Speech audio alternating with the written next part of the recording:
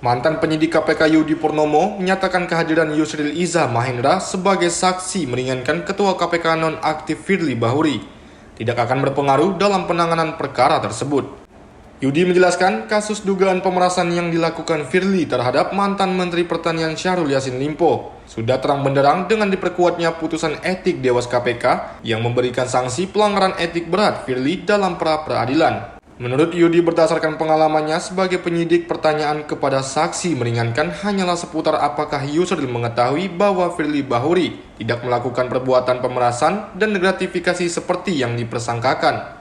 Yudi pun berharap penyidik Polda Metro Jaya dan Bareskrim Polri agar secepatnya melimpahkan kembali berkas perkara dan segera disidangkan. Yusril Iza Mahendra menjadi saksi meringankan dari pihak Firly Bahuri yang merupakan tersangka dari dugaan tindak pidana korupsi berupa pemerasan dan gratifikasi yang saat ini kasusnya ditangani oleh Polda Metro Jaya.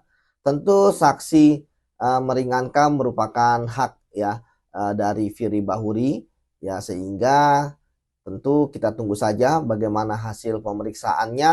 Namun yang jelas ini tidak akan berpengaruh ya terhadap jalannya kasus dari Firly Bahuri ini. Ya, mengapa? Karena saksi meringankan kita tahu merupakan saksi yang mengetahui ataupun mengalami ya terkait bahwa Firly Bahuri ya melakukan atau tidak melakukan tindak pidana korupsi.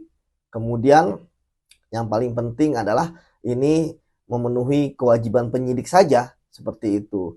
Kemudian selanjutnya kita tahu bahwa kasus ini juga sudah terang benderang di mana kita tahu bahwa sudah ada putusan Dewas bahwa Firly disanksi etik berat, kemudian permohonan pra-peradilannya pun ya putusannya tidak diterima oleh hakim majelis pra-peradilan ya, dan saat ini pun penyidik sedang menyelesaikan berkas perkara berdasarkan petunjuk. Oleh karena itulah dengan sudah diperiksanya saksi meringankan dari pihak Firly, saya pikir dan berharap bahwa Polda Metro Jaya segera untuk melimpahkan berkas perkaranya. Mengapa?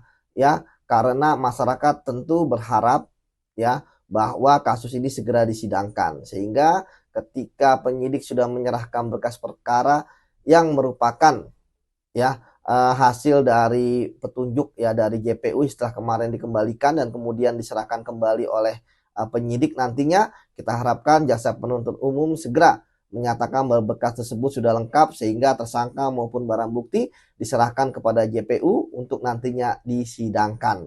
Sehingga kita bisa tahu bagaimana fakta sebenarnya dari proses penyidikan, dan yang paling penting adalah bagaimana pemberantasan korupsi tetap berjalan ya, walaupun tanpa adanya Firly Bahuri sebagai mantan ketua KPK. Salam anti korupsi. Dari Jakarta, tim Sinpo TV melaporkan.